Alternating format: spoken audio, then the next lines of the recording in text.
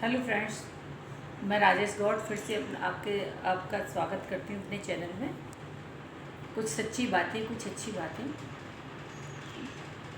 पिछले बार हमने बात की थी तीज की, कि सावन चल रहा है और जो अमावस्या की बात करी थी, अब सोमवती वापस आने वाली है। आपने ध्यान दिया होगा मेरी बात पे। आज हम बात करेंगे, शिवरात्रि आने वाली है, शायद कल ही है मेरे ख्याल से शिवरात्रि, क्योंकि मावस जो है उसमें पड़ रही है सोमवार में। तो आज द्वादशी होनी चाहिए, और देख लीजिएगा आप। तो इसमें सब लोग रुद्राभिषेक कराते हैं, बहुत अच्छा मानते हैं सावन में रुद्राभिषेक कराना।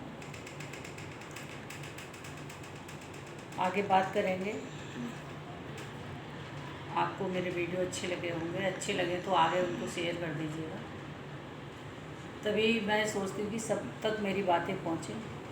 जो भी मैं बोल रही हूँ, प्रयास कर रही हूँ, गलतियों पे ध्यान मत दीजिएगा, यही मैं बार बार कहती हूँ। गलतियाँ तो होती रहती हैं, इतनी मुझे प्रैक्टिस नहीं है अभी बोलने की, तो गलती हो ही जाती है। गलतियों पे बिल्कुल ध्यान मत दीजिएगा, धीरे धीरे आदत हो जाएगी। आपका प्यार मिलता रहेगा तो आगे मुझे उम्मीद है कि अच्छा बोलने को मिलेगा मुझे। कुछ हो भी जाए तो कमेंट्स में लिख दीजिएगा गलती। चलिए गायत्री मंत्र से शुरू करते हैं, और आप जब भी देखें तो मेरे साथ साथ बोला करें गायत्री मंत्र, सीधी कमर करके। ओम भूर्भुवः स्वः तत्सवितुर्वरेण्यं भर्गो देवस्य धीमहि धियो यो नः प्रचोदयात्। माँ गायत्री आपका कल्याण करें, आपको सच्चा रास्ता दिखाएं, आपके सारे कार्य पूरे करें। यही मेरे गुरुदेव से, माँ गायत्री से प्रार्थना है। आपका हर काम होता चला जाए। जय गुरुदेव। हम बात कर रहे थे, कल शिवरात्रि है, अब रुद्राभिषेक होता है। कल होगी, या वैसे तो हर त्योहार 2 मनाए जाते हैं हमारे देश में, यही परंपरा चली आई है शुरू से। अब कोई कल करेगा, कोई परसों करेगा। वैसे आज तो द्वादशी है, तो उसके हिसाब से तो कल ही बैठ रही है। तो रुद्राभिषेक बहुत अच्छा माना जाता है सावन में। इसका विधान है कि सावन में करो तो उसका हजारों गुना लाभ हमको होता है। उसमें आपको अपने घर से सामग्री लानी होती है, पंडित जी होते हैं मंदिर में, वो करा देते हैं आराम से। आपको ज़्यादा पंडितों की ढूंढने की ज़रूरत भी नहीं है। अगर आप कराएं तो अपना मंदिर में जाके पंडित जी से बात कर लीजिएगा। ज़्यादा भीड़ भाड़ मत करिएगा, क्योंकि आजकल कोरोना चल रहा है, तो इस वजह से अपने ही घर के लोग चले जाना, कर लीजिएगा रुद्राभिषेक। बहुत आपको लाभ मिलेगा उससे। आज हम कुछ ऐसी बातें करेंगे जो आप अगर उसको करेंगे घर में, तो देखते रहिएगा, उसमें आपको बहुत ही ज़्यादा बेनिफिट मिलेगा। 1 महीने में आपको बहुत आराम मिलेगा। लेकिन ऐसा नहीं है आज करो कल छोड़ दो। अगर कोई भी काम करना है, मैंने उस दिन काढ़े वगैरह के लिए भी बताया था कि जब भी आपको काढ़ा वगैरह भी पीना है, जैसे कुछ भी खाना है अपने सेहत के लिए, तो उसको कम से कम 10-15 दिन तो खाइए, तभी उसका कुछ लाभ मिलता है। क्योंकि हमारे शरीर में इतनी गंदगी इकट्ठी हो जाती है, हम जो खाते रहते हैं ये सब रिफाइंड है, ये जन क्या क्या खाते हैं, तो उसको सफाई करने में ही 10-15 दिन निकल जाते हैं, महीनों निकल जाते हैं कहीं। जो भी हमने खाया होता है, कोई भी हम आयुर्वेदिक चीज़ लेते हैं घर में बना के, कोई काढ़ा है, कुछ भी है, तो वो कम से कम 1 महीने बाद तो 15 दिन बाद तो थोड़ा थोड़ा असर करना शुरू करता है। क्योंकि हमारे शरीर की पहले सफाई होती है। तो वही चीज़ है, आप कुछ भी करें तो कम से कम 1 महीना 20 दिन तो करें, कम से कम सफाई तो हो ही जाए, आगे को उसका फ़ायदा हो या ना हो। ज़्यादा लंबा टाइम करेंगे तो हो ही जाएगा। बहुत ये भी नहीं है कि उसको बहुत टाइम तक करते हैं भाई, 4-6 महीने भी नहीं करना चाहिए उसको, आप 1-2 महीना करके देखिए, आराम होता है। तो छोटी छोटी चीज़ें मैं बताती रहूँगी बीच बीच में, अगर आप करें तो तभी मुझे अच्छा भी लगेगा। और किसी चीज़ से आपको लाभ हुआ है तो मुझे कमेंट्स करके बता भी दीजिएगा कि हमें इससे बहुत लाभ हुआ है। तो आज मैं कुछ आपको ऐसी चीज़ बताऊँगी जो आपको ज़्यादा उसमें कुछ करना ही नहीं है और बड़े आराम से हो जाएगा। जैसे हमारे कुछ ग्रह होते हैं तो वो नीच में चले जाते हैं, जैसे बृहस्पति है, शुक्र है, राहु है, ये सब जब नीच में जाते हैं तो क्या करते हैं कि डॉक्टरों के यहाँ बहुत पैसा खर्च कराते हैं।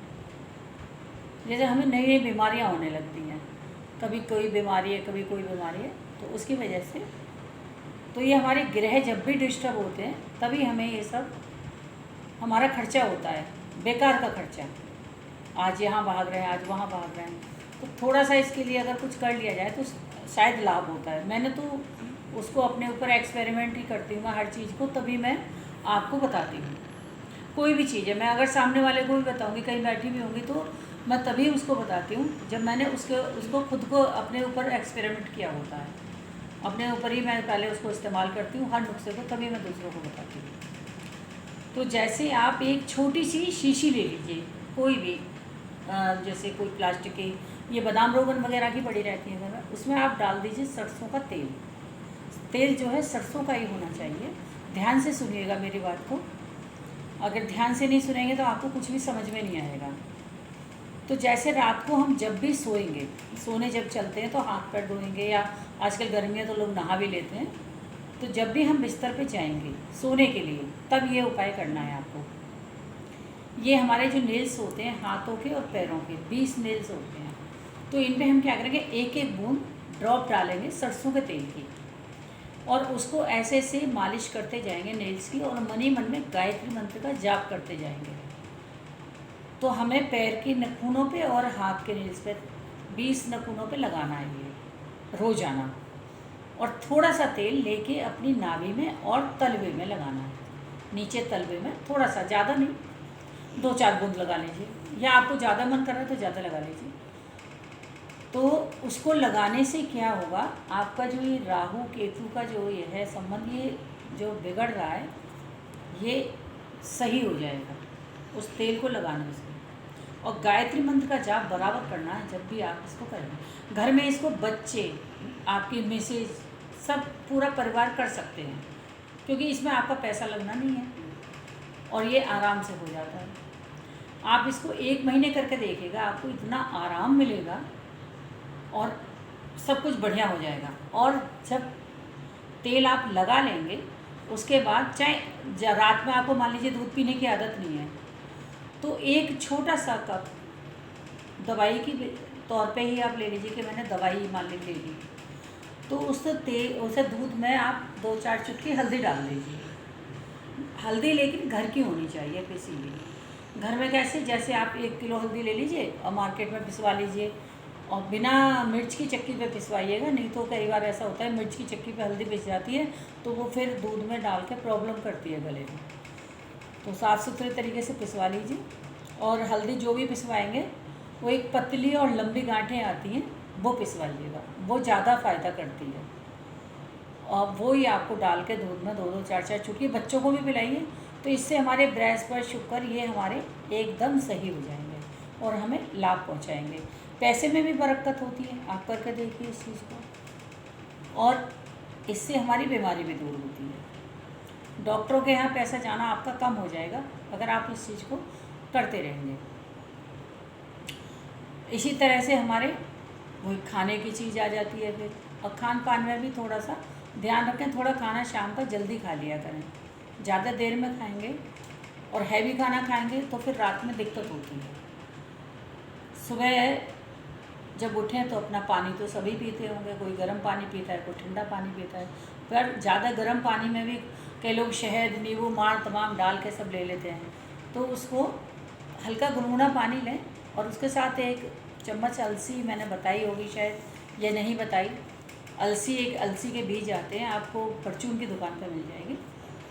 उसको हल्का सा गरम कढ़ाई करके भूनना है और पीस के उसको रख लीजिए, ठंडा हो जाए तो पाउडर बना के 1 चम्मच सुबह उस गुनगुने पानी से आप ले लीजिए उस हल्दी को, उसे मतलब अलसी को, तो आपको पेट में बड़ा आराम होगा। पूरी अलसी एक ऐसी चीज़ है कि हमारी पूरी बॉडी को कवर करती है। हमारी बॉडी में जो भी चीज़ें हमें नुकसान देती हैं वो अलसी उस चीज़ को, नुकसान देने वाली चीज़ को ख़त्म कर देती है।